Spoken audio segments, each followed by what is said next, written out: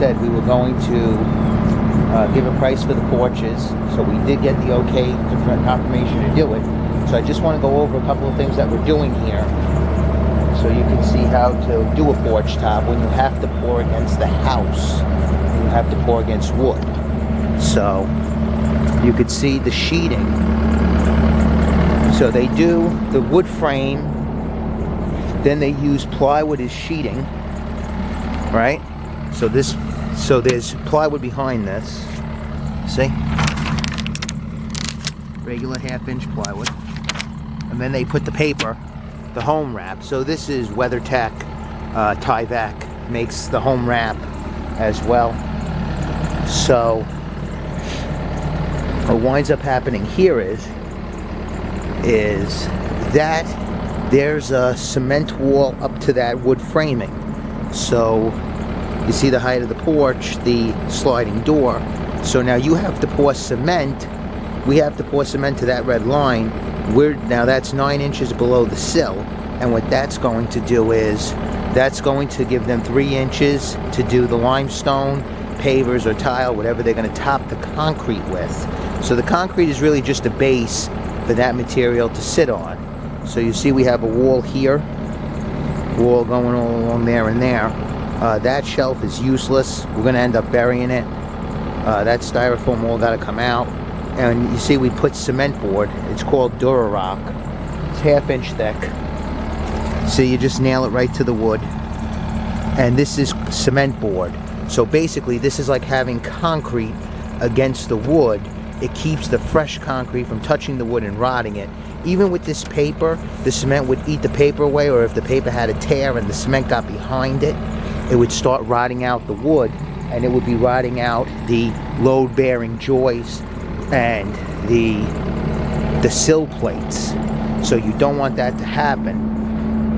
So as you can see, I had the men put in full sheets of the Durarock, so this way it goes all the way to the bottom. So when we put the dirt all in here, the dirt will be against it, then the concrete goes on top. You'll have no issues whatsoever with either water or cement getting behind and creating chaos for the house later. Okay, so the red line on the cement board is the top of this concrete, rough concrete. Now, how do we figure that out? So this porch top is 8 foot wide. So that means we're going to give it 1 inch of pitch. You don't want to give anything 8 foot or less. 1 inch is the max. If you're talking 3 feet, 4 feet, I would say a 1/2 inch. You don't want to give too much pitch on these things because people want to set up chairs or tables, and you don't want them sitting on a hard angle. Now, the way to get to the top of rough concrete finishes, you have to know what is the product that they're going to be putting on top of your rough cement. So in this case, they're going to be using tile and limestone. So the limestone is approximately 2 1/4 inches, and the mud is approximately 1/4 inch to a 1/2 inch. So I like to figure 3 inches, including a little bit of pitch on the top of the limestone, so this way the water will run onto the limestone and off of the porch top. So when you measure down from the top of the saddle to the rough cement, figure 9 inches down. Once they cap it with the 3 inches, you'll then have a 6-inch step. Now here where I am, my area, a legal step is anywhere from 5 to 8 inches. Anything less is considered a tripping hazard. So this particular customer, he ended up wanting less of a step. So we actually had to cap the cement that we did already. Afterwards, he decided that he didn't want 6 inches. So then we had to come back and raise it. However, on most jobs, you're going to want a 6-inch step. Again, if you want to do a 5-inch step, then go 8 inches below that top of that saddle. But always measure from the saddle, because that's a finished product inside the house. So that is a good way to do your base. And then, like I said, no more than 1 inch on anything 8 foot or less.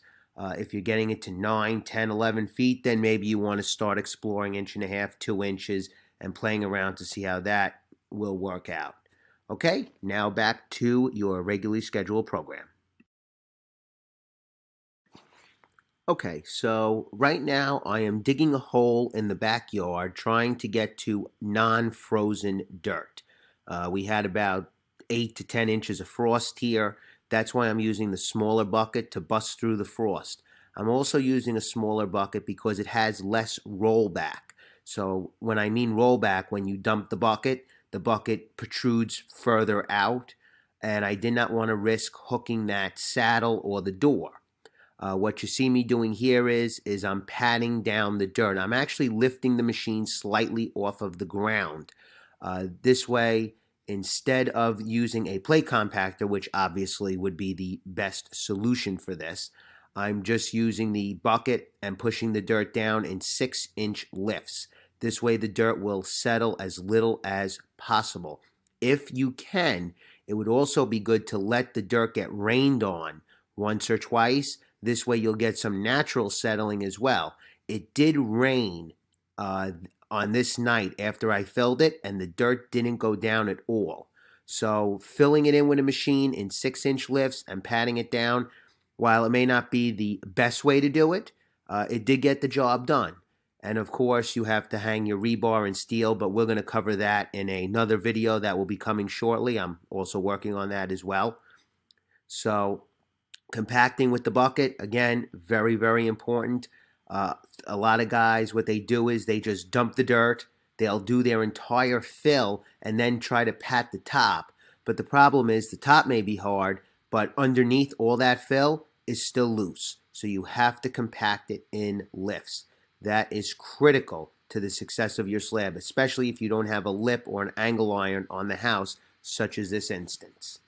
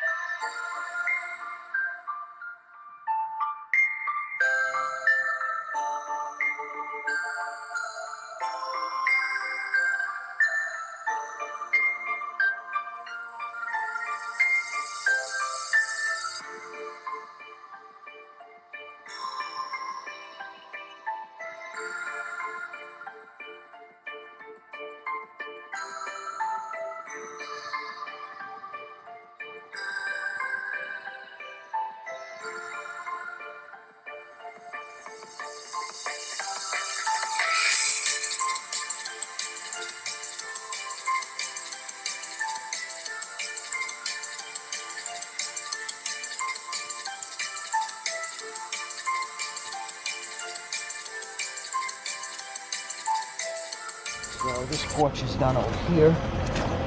All done. You see how many braces we had to put. All this to be braced. Get this line nice and straight. Had to brace all of this. A lot of bracing here. Especially since it was frozen, the dirt ended up defrosting and it ended up moving the braces that we had put already. So it was a little bit of a challenge, but this is left as a rough finish. They're going to cap it on top.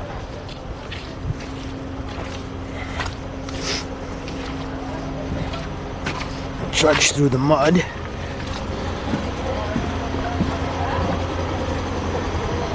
Then we have all this. Same thing, had to be braced a ton. But same thing all here. This is going to all be with pavers or tile or whatever their wish is. They're going to cap it. So we're just doing a rough slab to keep the moisture down and give them something good to stay on. And these are a few piers. These columns are going to come off the end of the cement and come down onto this pier. So this is a sonotube that went all the way down about six feet until we hit the footing. So you got another one over here and some over there. That's the line pump. He's getting ready to wash out.